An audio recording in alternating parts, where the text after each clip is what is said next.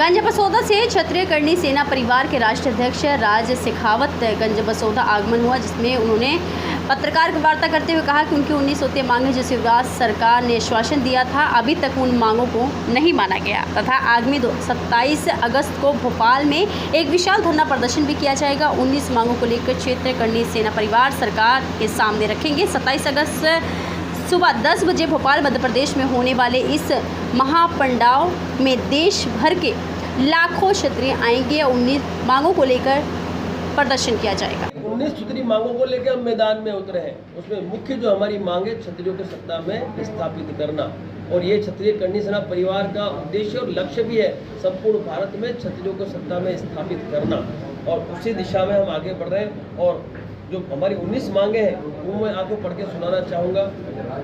सत्ता में भागीदारी, राष्ट्रीय पार्टियों द्वारा क्षत्रियों को उनके प्रभुत्व वाली समस्त विधानसभाओं में टिकटों का वितरण करना, क्षत्रिय कल्याण बोर्ड और स्वर्ण आयोग का गठन करना, क्षत्रिय छात्रों के लिए प्रत्येक जिले में हॉस्टल का निर्माण किया जाए, महापुरुषों और वीरांगनाओं का इतिहास संरक्षित करने हेतु आयोग का गठन किया जाए, EWS की सभी विषमताएं दूर कर मात्र 8 लाख और कम आय का प्रावधान किया जाए। उसके बाद सनातन बोर्ड का गठन किया जाए। प्रदेश में गौ रक्षार्थ कड़े कानून बनाना और गौ माता को राष्ट्रमाता का दर्जा दिलवाने हेतु उत्तराखंड के तर्ज पर प्रदेश में बिल पास कर केंद्र को सुपुर्द किया जाए। लव जिहाद, लैंड जिहाद और धर्म परिवर्तन जिहाद को पूर्ण नाम देने हेतु कड़े कानून बनाना और शीघ्र अतिशीघ्र अनुपालन करना। हिंदुस्तान को हिंदू भी सनातन राष्ट्र घोषित किया जाए। सनातन समान नागरिक खंडिता UCC को संपूर्ण हिंदुस्तान में तुरंत प्रभाव से लागू करना। सभी भूतपूर्व सैनिक, अर्धसैनिक बल और शहीदों के परिवार को उपयुक्त आर्थिक सहायता और सरकारी नौकरियों में प्रधानता दी जाए। एट्रोसिटी का विरोध नहीं, किंतु एट्रोसिटी के दुरुपयोग को रोकने के लिए कड़े कानून का प्रावधान हो, और जो प्रोत्साहन राशि दी जाती है उस प्रोत्साहन राशि को तुरंत प्रभाव से भुगतान करना बंद करें और गिरफ्तारी जांच के पश्चात करें। आरक्षण का भी कोई विरोध नहीं, किंतु आरक्षण की समीक्षा हो और क्रीमिलेयर का प्रावधान हो, ताकि वंचित लोगों तक इसका लाभ पहुंच सके, और आरक्षण का प्रावधान आर्थिक आधार पर कर दिया जाए। बुंदेलखंड संभाग को अलग राज्य घोषित करना। उसके अलावा जो मठ मंदिरों पर से सरकार का अंकुश खत्म करना, राज्य रजवाड़ों की जर्जरित और लावारिस संपत्तियों को हेरिटेज के तर्ज पर जीर्णोद्धार कर प्रदेश की जनता को समर्पित करना। मध्य प्रदेश पुलिस विशेष सशस्त्र बल SAF का जिला बल में सम्मिलन होना चाहिए, और फालन आउट को अंदर लेते हुए समस्त अतिथि विद्वानों को नियमित अथवा एक निश्चित वेतनमान के साथ 65 वर्ष की उम्र तक सेवा में स्थापित प्रदान करें। इन 19 मांगों को लेके हम लोग 27 अगस्त को दशहरा मैदान में क्षत्रिय एकता महापड़ाव का आयोजन कर रहे हैं।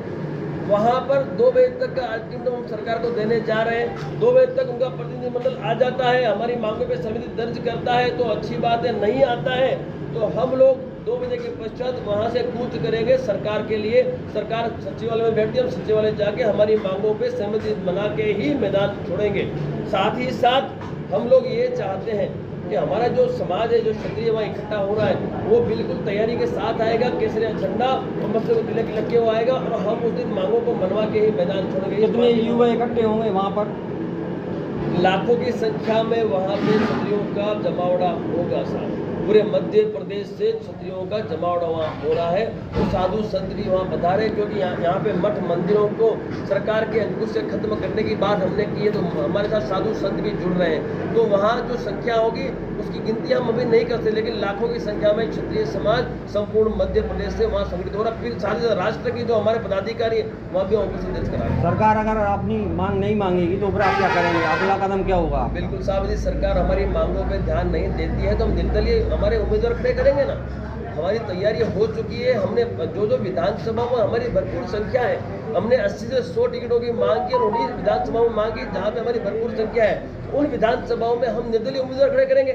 और ये तो आखिरी मौका हम राजनीतिक पार्टी को दे रहे हैं, बाकी अगली बार यदि हमें जरूरत पड़ी तो हम लोग क्षत्रिय समाज को एक पार्टी का गठन करके देंगे, ताकि क्षत्रिय समाज किसी के सामने हाथ ना फैलाए।